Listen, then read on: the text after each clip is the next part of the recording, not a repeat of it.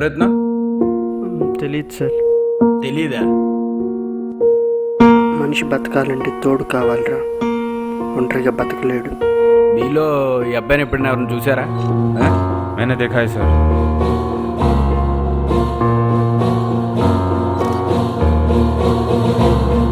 తప్పు నాదే సార్.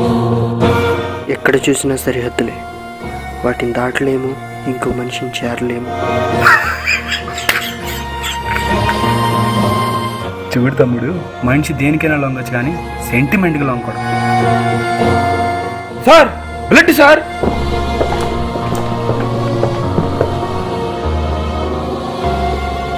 ఇది అసలు ఆత్మహత్యేనా? వాడెవడు? ఎక్కడి నుంచి వచ్చాడు?